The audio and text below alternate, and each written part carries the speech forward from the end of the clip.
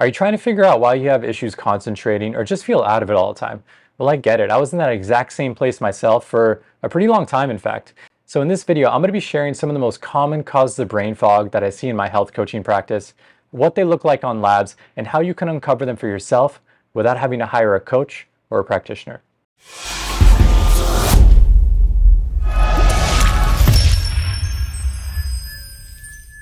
Hey there, I'm David, and I help people reclaim their lives from brain fog, chronic fatigue, and low self-esteem.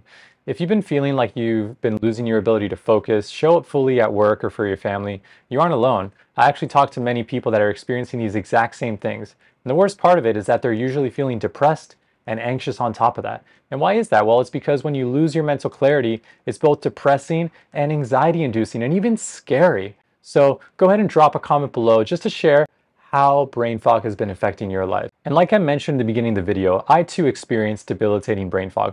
And I'm going to be sharing what was one of the top root causes for me towards the end of the video. So you're definitely going to want to stick around for that. So the first root cause is going to be suboptimal thyroid function. It could also be called subclinical hypothyroidism or just plain old low thyroid.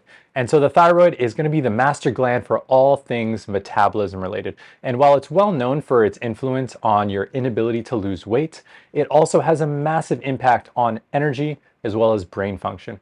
Specifically, we're going to be looking at TSH, and TSH is going to be a pituitary hormone that signals to the thyroid whether or not it needs to produce more thyroid hormone. So how do you uncover it? Well, I recommend running a comprehensive thyroid panel that includes TSH, free T3, free T4, TPO antibodies, and maybe even reverse T3, although that one is a little bit more optional. I run something called the stress, mood, and metabolism test that covers your thyroid, your hormones, and your adrenals or your stress response.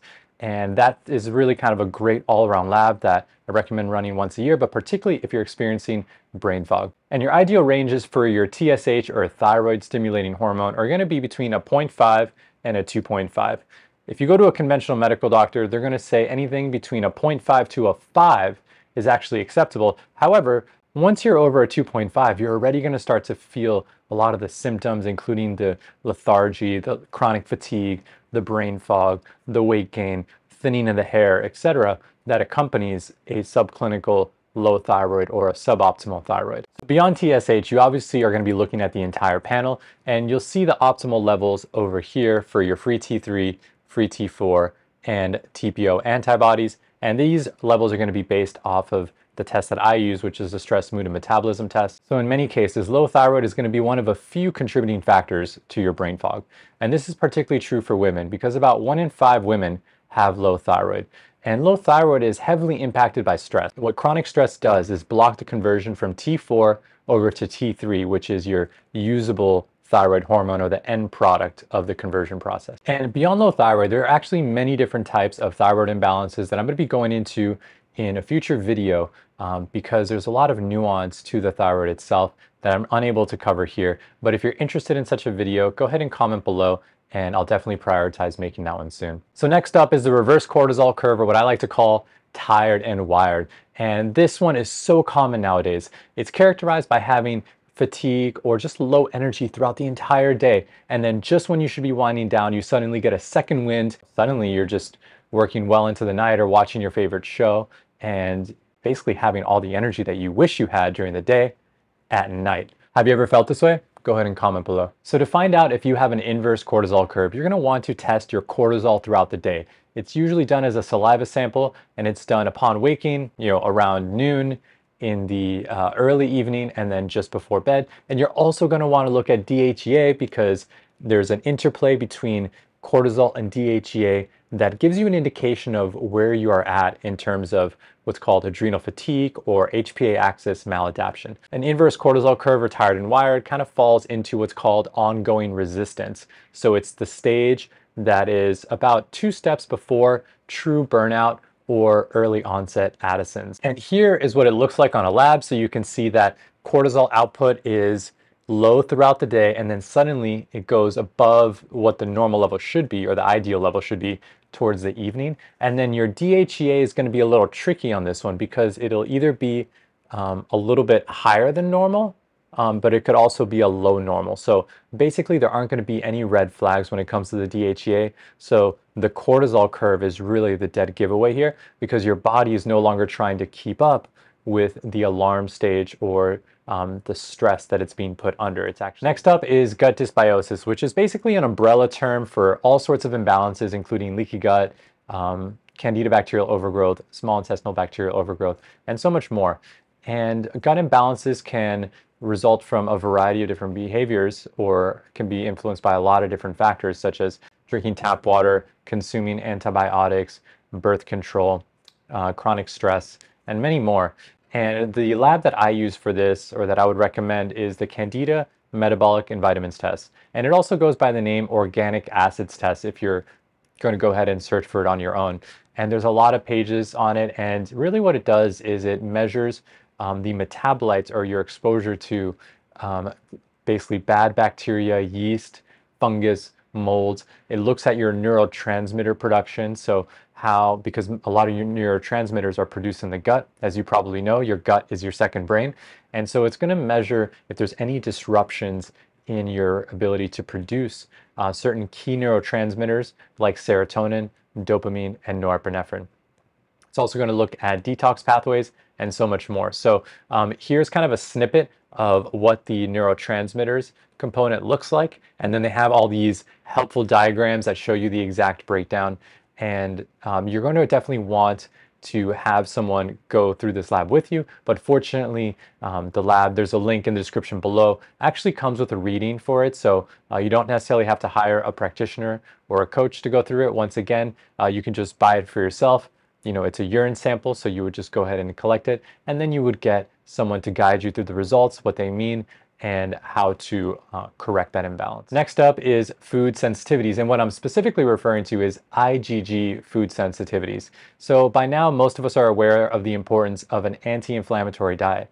But what's often not mentioned is that certain healthy foods can actually cause an inflammatory response in certain populations. Examples of this include lectins and nuts, which under many circumstances are pretty healthy foods, and I would certainly recommend including them in your diet. However, for those who have an IgG food sensitivity to these foods, they can absolutely wreak havoc on your system and cause brain fog. So I have an entire video on IgG food sensitivities. You can take a look at it here. But in short, this IgG food sensitivity lab is really measuring an immune response to about 100 plus healthy foods. We're not including processed foods. This response is going to take place between 24 to 72 hours after you've been exposed to the food. So it is relatively hard to pinpoint which food is your trigger. I do have another video that you can check out over here that does show you how to follow an elimination diet, so you can actually pinpoint the triggering foods without the use of a lab. So over here you can see an example of the food sensitivity lab. It covers over 100 whole foods, not processed foods like I mentioned earlier, and it's a great way to quickly figure out your food sensitivities and also the degrees of them. The reason I mention that is because you may have medium food sensitivities, so things that you may need to avoid for a couple months. And as you also repair the gut lining, improve gut function, lower stress, you may be able to introduce these foods again in the future. So it's not that you are condemned to never eat these foods again, and your food sensitivities change over time, because as you improve your health, your resilience, your immune system, your gut function, you're actually able to tolerate more of these foods and you have fewer and fewer triggers. However, there are exceptions to this. Additionally, while food sensitivities are extremely important, and I definitely recommend testing them, they are rarely the sole root cause of brain fog. However, they do get in the way of the healing process, so I definitely recommend eliminating those foods and then also following a plan, like I mentioned in my other videos, on how to reintroduce them intelligently. The next cause that I see often is so simple, so foundational, but I see it all the time, and it's low vitamin D3. I've done a few videos on vitamin D3, looking at my own levels. I share my own levels with you and how I've tweaked my dosage over time. So when it comes to vitamin D3, I recommend, if you have brain fog, testing that right out of the gate. It's so easy. It's a really simple test. It's right over here, the one that I use. You can find it in the description below. And if you just suspect that it may be a cause, or you just want to do your own routine blood work, I recommend testing in the fall as well as in the late spring, so that you know your dosage going into the winter as well into the summer.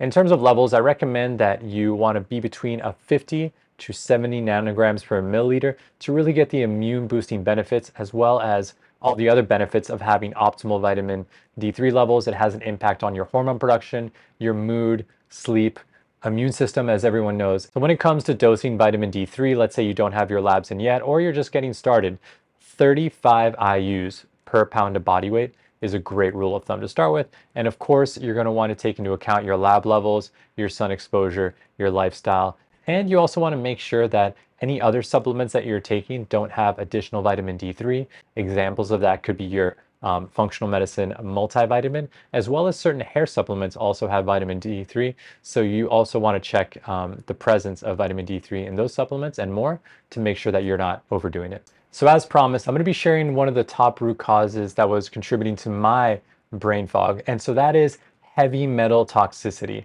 And this one is especially personal to me. In particular, I had elevated cadmium and mercury. Heavy metals are just rampant in our society. You can find them in personal care products. You can even find them in contact solution and increasingly in our food supply. So I recommend definitely testing heavy metals if you've ruled out things like adrenal fatigue and if you have brain fog, but your energy levels are actually okay. So if you only have cognitive symptoms, heavy metals is a really important one to look at. In terms of how to uncover if you have heavy metal toxicity, you could certainly do a dedicated heavy metals test. However, I think you get more bang for your buck from doing a minerals and metals test.